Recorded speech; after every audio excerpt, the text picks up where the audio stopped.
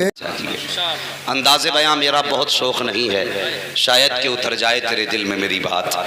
یقیناً آج کے دن اس پروگرام کا اہتمام یہ ایک چیلنج ہے حالات حاضرہ کے لیے، یہ ایک چیلنج ہے ان فکروں کے لیے جو لوگ اپنے کسی بھی خوشی کے موقع پر شادی بیاہ، ناچ گانے، کودنے پھاندنے کی محفلیں منعقد کرتے ہیں۔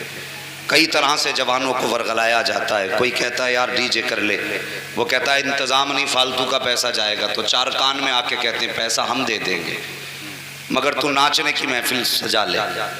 کوئی کہتا ہے یہ میری طرف سے کر دے، تو میری شادی میں کرنا یا مت کرنا لیکن یہ کام میری طرف سے کر لے۔ یہ اس طرح کے مشورے لوگ دیتے ہیں، لیکن میں سلام کرتا ہوں ان لوگوں کو جو ایسے غلط مشوروں کے باوجود اپنے دوستوں کو، احباب کو سیدھا جواب یہ دیتے ہیں کہ یار یہ ناچنا کودنا 4 دن کے لیے ہے، ایک دن مر جانا ہے، قبر میں جانا ہے، مصطفیٰ کو منہ دکھانا ہے۔ ذرا سچ بتاؤ، ہم نے اکثر جگہوں پہ دیکھا لوگ شادی بیاہ میں ناچ گانے کرتے ہیں، پوچھا جائے کیوں کیا تو ابا کہہ دیتا مجھے پتہ ہی نہیں، للہ کو پتا ہوگا، بیٹے کو پتا ہوگا، باپ بیٹے پہ ٹال دیتا، بیٹے سے جا کے کہو بھائی تو نے یہ کیوں کر دیا، کیا مسلمان نہیں ہے تو وہ کہتا نہیں میں تو بالکل ارادہ نہیں تھا، بس میں دوستوں کے آگے مجبور ہو گیا۔ اور میں تم سے صرف ایک بات پوچھنا چاہتا ہوں، مجھے بتاؤ، ذرا دل پہ ہاتھ رکھ کے بتاؤ، یہ دنیا وفادار ہے یا مدینے والا مصطفیٰ وفادار ہے؟ ذرا سچے دل سے بتاؤ کس کی یاری سچی ہے؟ یہ 4 دن کی یاریاں سچی ہیں یا قیامت کی صبح تک جو یاری کام آئے وہ سچی یاری ہے؟ ہم نے دنیا کے یاروں کے لیے مصطفیٰ کو ناراض کر دیا، ہم نے اپنی شادی بیاہ کے موقع پر جو یقیناً عطا ہے میرے مصطفیٰ کی، سنت ہے میرے مصطفیٰ کی، کرم ہے میرے خدا کا، ہمیں تو راضی رب کو کرنا چاہیے تھا صاحب، لیکن ہم نے شیطان کو راضی کرنے کی کوششیں ٹھانی، اور ان کے لیے تم مصطفیٰ کو ناراض کر رہے ہو۔ کبھی ان کی حقیقت کو تم نے جانا نہیں ہے، جن یاروں کے کہنے پہ آ کر کے تم رب کو ناراض کر رہے ہو، کبھی ان یاروں کی سچائی کو نہیں جانا۔ اور یاروں کو ذرا دیکھو تو صحیح، اگر تو 4 دن چوراہے پہ نہ آئے تو کہتے تیرے بغیر دل نہیں لگتا، اگر چائے کی دکان پہ تجھ سے ملاقات نہ ہو تو کہتے تیرے بغیر اچھا نہیں لگتا ہے۔ لیکن ذرا سچ تو بتا، یہ یار تیرے جو تیرے بغیر ایک دن کھڑے نہیں ہو سکتے، جو تیرے بغیر ایک وقت نہیں گزار سکتے، لیکن سوچ تو صحیح ان کی یاری کتنی دیر کی ہے۔ جس دن موت ایک جھٹکا دے گی اور سانسیں تھم جائیں گی، کلیجے سکڑ جائیں گے، اس دن مجھے بتانا تیرا یار کتنے تیرے کام آنے والا ہے۔ جو تیرے گلے میں ہاتھ ڈال کے کھڑا ہوتا تھا، روح نکلنے کے بعد تجھے ہاتھ لگانے تیار نہیں ہے۔ جو تیرے ساتھ اٹھتا بیٹھتا تھا، آج تجھے نہلانے کے لیے تیار نہیں ہے۔ جب کہا جاتا ہے کپڑے اتروا دو، کہتا نہیں مجھے ڈر لگ رہا ہے۔ اور یار تو کس سے ڈرا ہے؟ یہ وہی تو ہے جس کے بغیر تیری رات نہیں گزرتی تھی، یہ وہی تو ہے جس کے بغیر تیرا دن نہیں گزرتا تھا۔ اور صاحب یہ تمہارے یار ہیں جو دم ٹوٹنے کے بعد تمہیں کفن کا ہاتھ لگانے کو تیار نہیں ہے، غسل دینے کو تیار نہیں ہے، پانی بھی تیار ہے، بندہ بھی لیتا ہوا ہے، نہلانے والے کا انتظار ہو رہا ہے۔ میں پوچھنا چاہتا ہوں کبھی ان لوگوں کو آواز دیا کرو، اور تو صبح شام ساتھ رہا کرتا تھا، آج آ کے غسل دے دے، کہتے گا یار زندگی بھر کا ساتھ تھا، جب سانس ٹوٹی تو ساتھ چھوٹ گیا ہے، اب ہاتھ لگاتے ڈر لگ رہا ہے۔ اور یار یہ تیرے وہ یار ہیں جن کے لیے تو نے رب کو ناراض کیا ہے، یہ تیرے وہ دوست ہیں جن کے لیے تو نے مصطفیٰ سے رشتہ توڑ دیا ہے، جو تیرے مرنے کے بعد تجھ سے ناتا توڑ چکے ہیں۔ تجھے نہلانے کے لیے کرائے پہ آدمی لایا جا رہا ہے، کفن سینے والا اور ہے، تجھے کفن پہنانے والا اور ہے، آج تیرا کوئی یار ہاتھ لگانے تیار نہیں ہے۔ ان سے دل لگایا تو نے جنہوں نے تجھے کفن پہنا کر کے قبرستان کی طرف لے کر کے گئے، تو تم نے دیکھا ہوگا اتارنے کے لیے قبر میں بندہ تیار نہیں ہوتا ہے۔ اگر کہو چچا اترو، کہتا نہیں بھائی ڈر لگ رہا ہے، اگر کسی قریبی کو بلاؤ تو کہتا ڈر لگ رہا ہے۔ اور یار ان کے لیے ہم نے مصطفیٰ اور رسول کو راضی کیا ہے، ہم نے خدا کو ان کے لیے ناراض کیا ہے جو ہماری قبر میں ہمیں اتارنے تک تیار نہیں ہے۔ صاحب یہ ان کی یاریاں ہیں، جب قبر میں تمہیں اتار دیا جائے گا، تختے لگائے جائیں گے، مٹی ڈالنے کی باری آئے گی، لوگ مٹھی مٹھی بھر مٹی ڈالیں گے، اور ڈالنے کے بعد تیرے 4 یار وہیں کھڑے ہوں گے۔ کوئی کہے گا یہ سوراخ بھی بند کر دو، کوئی کہے گا یہ سوراخ بھی بند کر دو. کوئی کہے گا ہوا نہیں جانی چاہیے, کوئی کہے گا پانی نہیں جانا چاہیے. ہر طرف سے راستہ بند کیا جا رہا ہے, اور جن کی یاری پہ اتراتا رہا آج یہ منہ موڑ کے جا رہے ہیں. تو سچ بتا, تو نے رشتہ مصطفیٰ سے توڑ لیا ہے, اب قبر کا اندھیرا ہے. یاروں نے ساتھ چھوڑا, اپنوں نے رشتہ توڑا, سب منہ موڑ کے چلے گئے. قبر کا اندھیرا ہے, اور اندھیرا اتنا ہے کہ ہاتھ کو ہاتھ نظر نہیں آ رہا ہے, آنکھوں کو کفن کی سفیدی نظر نہیں آ رہی ہے. اتنے اندھیرے میں تجھے کون یار بچانے آئے گا, کون سا دوست بچانے آئے گا؟ اور خدا کی قسم لوگوں, یہ دنیا والے بچانے نہیں آئیں گے. اگر قبر میں بچانے آئے گا تو صرف مدینے والا عامرہ کا لال بچانے. نعرہ تکبیر, نعرہ رسالت, مسلک اعلی حضرت حضرت علامہ مفتی حماد رضا صاحب قبلہ. نعرہ تکبیر.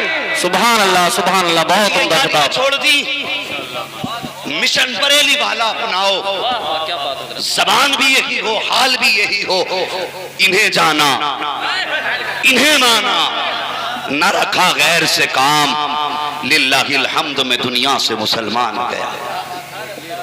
عقیدہ بھی درست کرو, حالات بھی درست کرو, اللہ سلامت رکھے.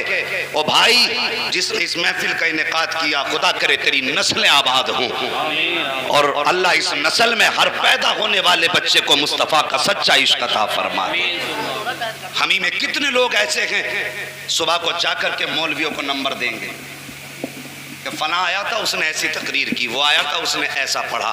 او بھائی, یہاں امتحان کے لیے نہ بیٹھو, یہاں مونڈ بنانے مت آیا کرو, یہاں پہ آنا ہے تو تقدیر بنانے آیا کرو. یہ مصطفیٰ کے ذکر کی محفل ہے. اور یار یہ عاشقی ہے ہماری, نہ چہرے سے مصطفیٰ والے, نہ کپڑوں سے مصطفیٰ والے, اور نعرے ہمارے اونچے اونچے ہیں. نعرہ لگاؤ, بے شک ہماری پہچان ہے نعرہ, لیکن نعرہ مزہ تب دے گا جب تیری زبان پہ مصطفیٰ کا نام ہو اور چہرے پہ مصطفیٰ کا نور ہونا چاہیے, تب نعروں میں مزے ہیں. آج بھی کوئی عاشقی ہے. بندہ کہتا گورنمنٹ خلاف ہے, کوئی کہتا پولیس والے پکڑ کے لے جائیں گے.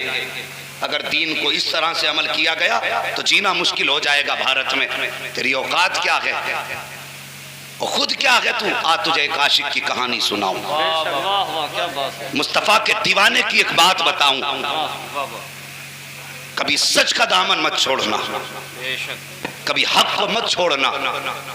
جان جائے تو جائے, لیکن کبھی باطل کے آگے گردن نہیں جھکانی, کبھی نہیں جھکانی ہے باطل کے آگے گردن.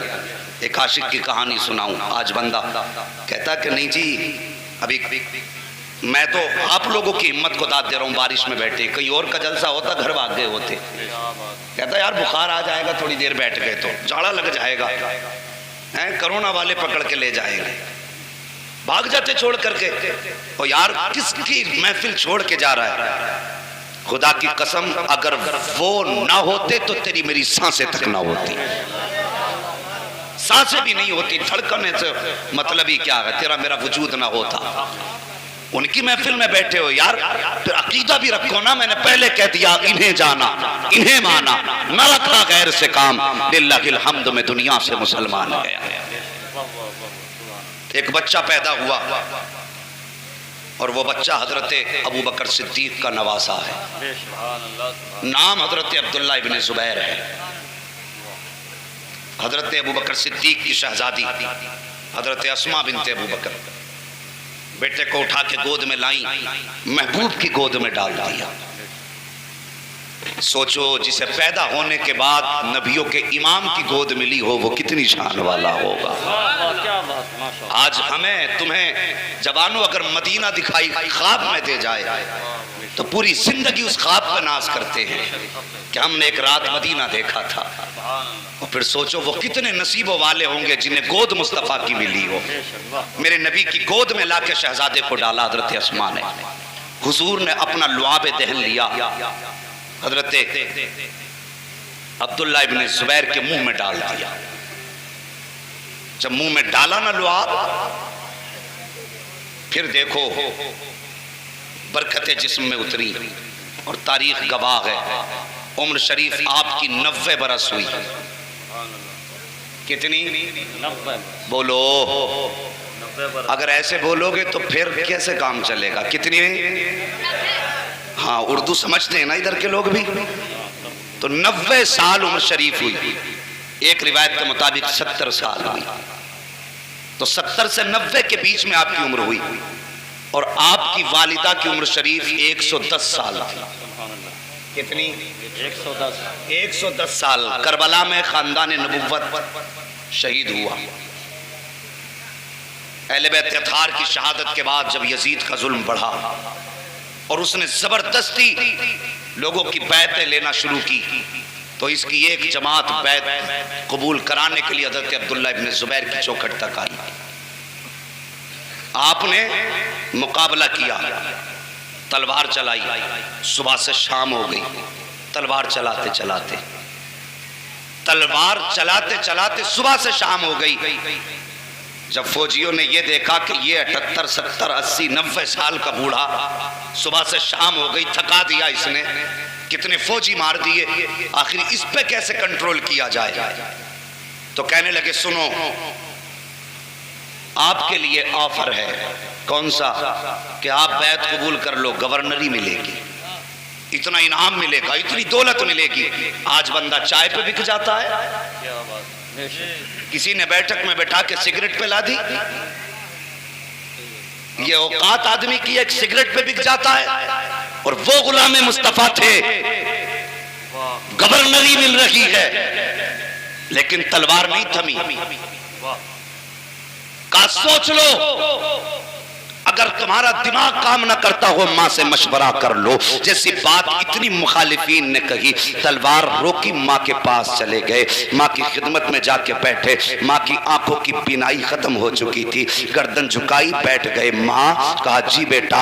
کہا صبح سے شام ہو گئی لڑتے لڑتے، ابھی تک تیرا بیٹا تھکا نہیں ہے. کہا بیٹے پھر کیوں آیا ہے؟ کہا ماں ان لوگوں نے یہ کہا ہے اگر بیعت قبول کر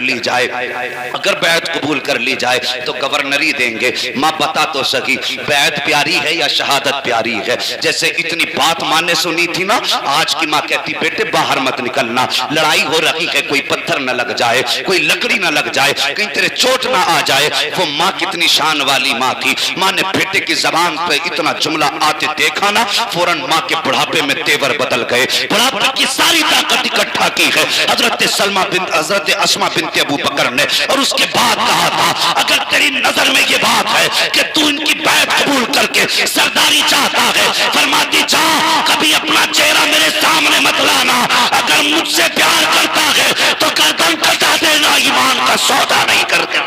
سبحان اللہ. نعرہ تکبیر، نعرہ رسالت، مسلک اعلی حضرت فیضان تاج الشریعہ کانفرنس.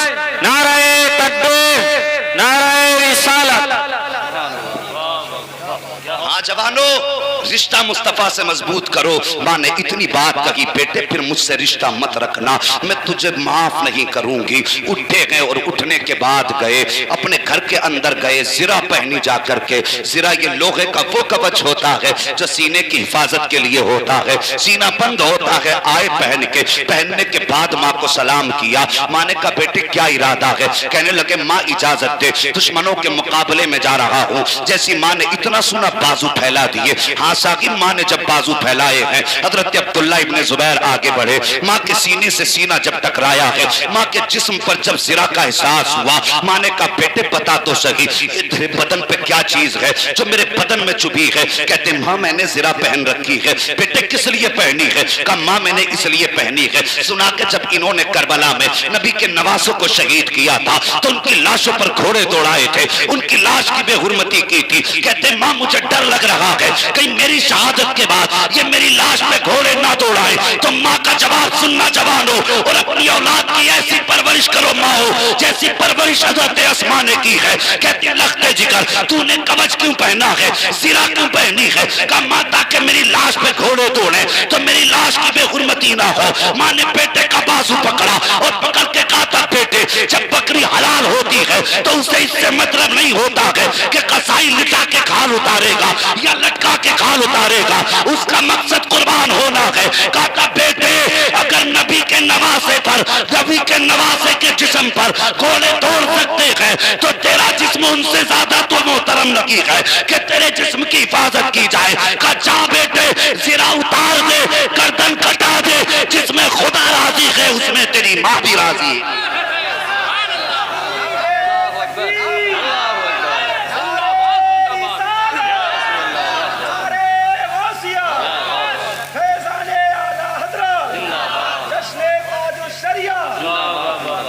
دنیا بھوکتی رہی. کوئی کہتا تھا یہ قاضی القضات بننے کے لائق نہیں, کسی نے کہا قابل نہیں, اور اپنی اوقات نہ جانی بھونکنے والوں نے, کسی نے کہا ان کو دکھائی نہیں دیتا ہے, اس لیے قاضی القضات کی ایک شرط نہیں پائی جاتی, جس کو نظر نہیں آتا وہ پاکی کیسے حاصل کر سکتا ہے. عقل کے اندھو, اللہ والے ان آنکھوں سے نہیں ان آنکھوں سے دیکھا کرتے ہیں, ان آنکھوں سے دیکھا کرتے ہیں. اور خدا کی قسم میرا مرشد سیدی سرکار تاج الشریعہ علامہ اختر رضا خان علیہ الرحمت والرضوان, مجھے فخر ہے اپنی زندگی پہ, میں نے کچھ سبق بخاری شریف کے اپنے مرشد سرکار تاج الشریعہ سے بھی پڑھے ہیں. جناز ہے ان لمحوں پر جو میں نے اس خدا دوست شخصیت کی بارگاہ میں گزارے ہیں. ہم نے ان کی زندگی کو قریب سے دیکھا ہے, ان کی گلیوں میں آنے والا کوئی بھی ضرورت لے کے آتا تھا, خدا کی قسم مرادیں حاصل کر کے جایا کرتا تھا. فرق ہے آج کے چالو پیروں میں اور اس وقت کے کتب میں. سب سے بڑا بے نیاز پیروں میں, دنیا سے بے نیاز پیر اگر کوئی تھا تو وہ میرا مرشد تھا, جس نے کبھی جیب کی فکر نہ کی, مسافے کی فکر نہ کی. ہم دیکھتے تھے لوگ آتے تھے حضرت مسافہ کرنا, مسافہ کر لیا, کھڑے ہو گئے, پھر خود فرماتے تھے لوگ گئے کہ نہیں, کہ حضرت ابھی نہیں گئے. فرماتے تھے جاؤ اپنے بچوں کے لیے روزی روٹی تلاش کرو. کبھی کبھی غصہ آتا تو فرماتے یہ کوئی کشمیر کی وادی ہے جو یہاں تم آ کے تماشا دیکھ رہے ہو. فرماتے تھے جاؤ تم بھی اپنا کام کرو, مجھے بھی اپنا کام کرنے دو. ان کی ساری زندگی نبی کی عظمت پہ پہرا دیتے گزر گئی. اور صلح کلیت کا اگر کسی نے دانت توڑے گئے تو صرف اختر رضا خان فاضل بریلوی کی ذات ہے. ہاں مگر آج میں اپنے مرشد کے تعلق سے بھیجا, بہت زیادہ دیر تک میں وقت درکار کرتا ہوں اس معاملے میں اگر ان کے تعلق سے بات کی جائے, بڑے وقت کی ضرورت ہے, لیکن میں بس کچھ دیر, موسم بھی ایسا ہے, تم سے کچھ دل کی باتیں کر کے گزر جانا چاہتا ہوں.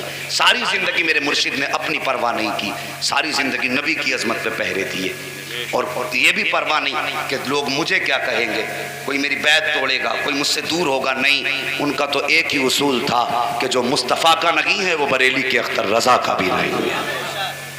ہاں, تو یہی ہماری زندگی کا ایک معیار ہونا چاہیے.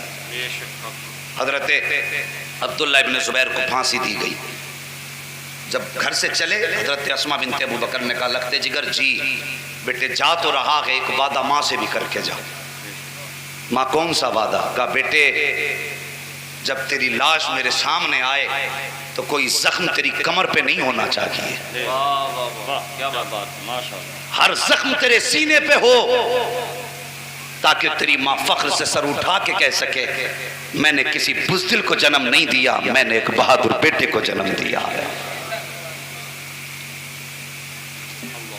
تیر برسائے گئے, حضرت عبداللہ ابن زبیر شہید ہوئے, لٹکا دیا گیا. 3 دن کے بعد ماں سے ایک خاتون نے جا کے کہا کہ تمہیں کچھ پتا بھی ہے؟ کہا کیا بات ہے؟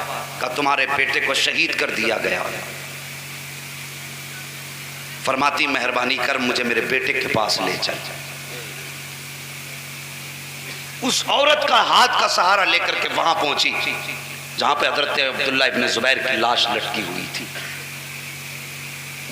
اور جا کے کہتی ذرا بتا میرے بیٹے کی کمر پہ تو کوئی زخم نہیں ہے, زخم اس کے سینے پہ ہیں کہ پیٹھ پر ہیں؟ خاتون نے کندھے پہ ہاتھ رکھ کے کہا ماں میں تجھ سے بیان کروں تو صبر کا دامن نہ چھوڑنا.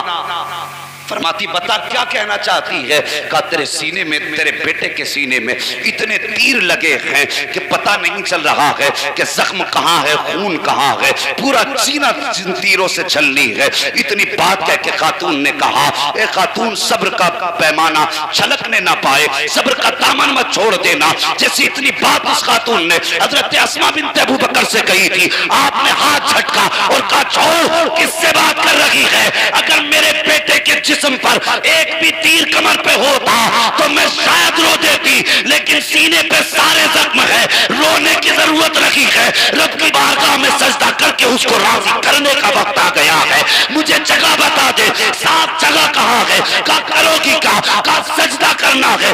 خاتون کہتی ہے جب آپ نے سجدے میں سر رکھا تو کوئی آہ نہ کی تھی، روئی نہ تھی، بلکہ کہا تھا یا اللہ تیرا شکر ہے ایسا بیٹا دیا ہے جس نے باطل کے آگے سر نہ جھکایا بلکہ تیری قوت و طاقت کے آگے سر جھکایا۔ یہ تھے جوان اور یہ تھے عاشق تیرے مصطفیٰ کے۔